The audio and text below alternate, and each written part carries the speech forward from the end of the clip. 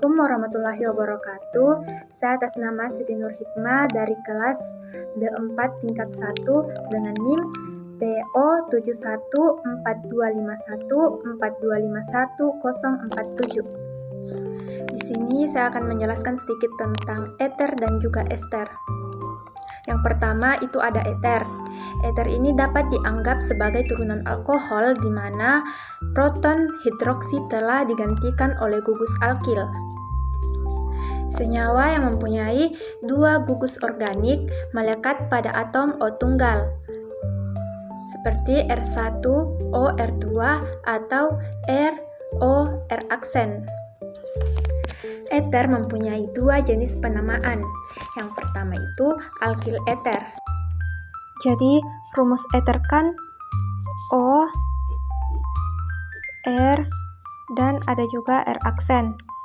Nah, ketika gugus R-nya sama dengan R aksen, maka disebut dialkil eter.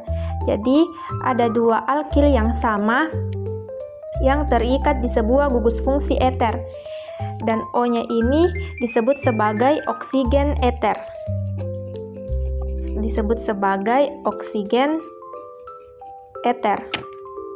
Untuk eter-eter yang memiliki struktur sederhana, kita biasanya menggunakan penamaan seperti pada contoh berikut. Jadi contoh sederhananya yaitu seperti berikut. Nah, di sini ada oksigen. Nah, penamaannya yaitu dietil eter. Mengapa disebut dietil eter? Karena ada dua gugus etil yang terikat pada gugus fungsi eter. Contoh lainnya adalah etil metil eter. Apabila gugus alkilnya berbeda, yang satu misalkan etil, berarti karbonnya ada dua. Satu lagi metil, karbonnya satu. Maka penamaannya kita jabarkan nama alkilnya satu persatu dan dimulai dari alkil yang diawali oleh huruf abjad yang paling awal. Misalkan ada etil dan metil, di mana pada alfabet itu yang pertama kan etil, maka kita bisa menyebutkan etil dulu, setelah itu baru metil. Dan apabila alkilnya sama, contohnya seperti etilnya ada dua, kita bisa menyebutkan dengan dietil eter. Nah, ini untuk tata nama senyawa sederhana dari eter. Penamaan eter lainnya bisa juga disebut sebagai alkoksi alkana. Pada kasus ini, kita memandang suatu senyawa eter yang memiliki dua alkil. Nah, kan di eter ada dua R, yang pertama R1 dan R2 atau R dan R aksen, di mana kita bisa menganggap R yang satunya itu sebagai alkoksi dan R yang satunya lagi itu sebagai alkana, di mana R yang berperan sebagai alkoksi itu adalah karbon lebih pendek, sedangkan R yang satunya lagi yang berperan sebagai alkana adalah yang jumlah karbonnya lebih banyak. Nah, sebagai contoh, apabila kita mempunyai senyawa seperti ini,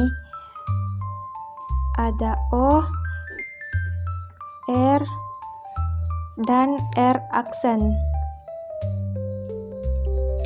Nah, di sini R-nya ada satu karbon, dan di R aksen ini ada dua karbon.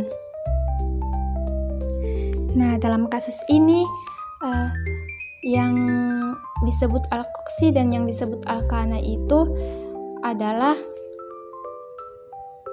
sesuai aturan yang tadi, yaitu di mana alkana itu C-nya lebih banyak. Nah, yang di sebelah kanan kan karbonnya itu ada dua, maka ini adalah alkana.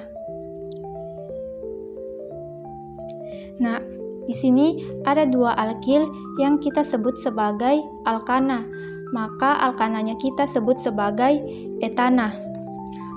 Alkananya ini kita sebut sebagai etana karena ada 2 atom C karena ada 2 atom C-nya.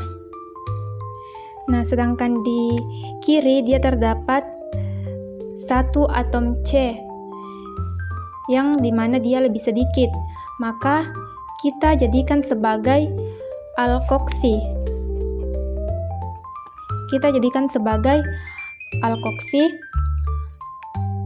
Yaitu alkilnya kita ubah jadi alkoksi.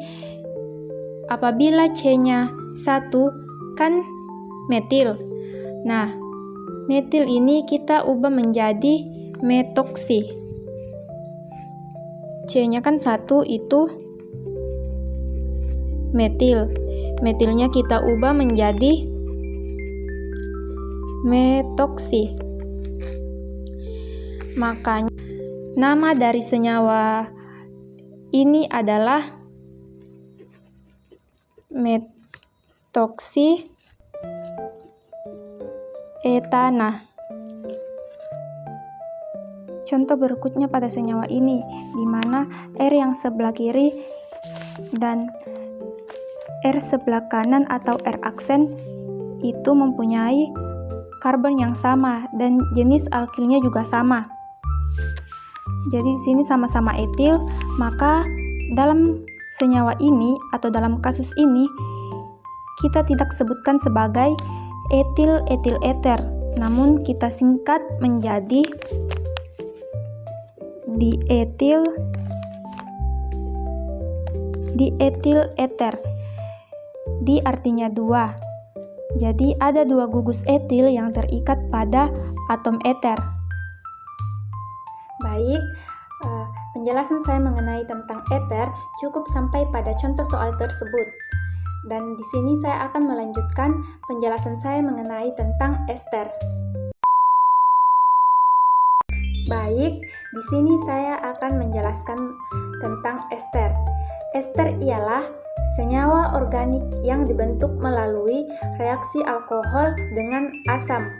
Ester yang dibentuk dari asam karboksilat memiliki rumus RCOOR aksen. Contoh dari ester ialah etil etanoat CH3COOC2H5 dan metil propanoat C2H5COOCH3. Ester yang mengandung gugus hidrokarbon sederhana adalah zat pewangi yang atsiri dan banyak digunakan sebagai bahan cita rasa dalam industri pangan. Triester yaitu molekul yang mengandung 3 gugus ester dijumpai di alam dalam bentuk minyak dan lemak. Senyawa ester tersebar luas di alam.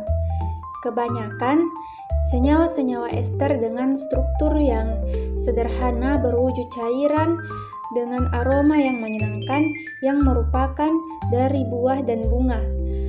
Sebagai contohnya, metil butanoat. Dia itu ditemukan dalam minyak nenas, dan isopentil asetat merupakan komponen dari minyak pisang. Ester terdapat pada banyak molekul biologis penting lainnya. Sifat fisik ester ada 2. Yang pertama, titik didih. Ester-ester yang kecil memiliki titik didih yang mirip dengan titik didih aldehid dan keton yang sama jumlah atom karbonnya. Seperti halnya aldehid dan keton, ester adalah molekul polar sehingga memiliki interaksi dipol-dipol serta gaya dispersi van der Waals.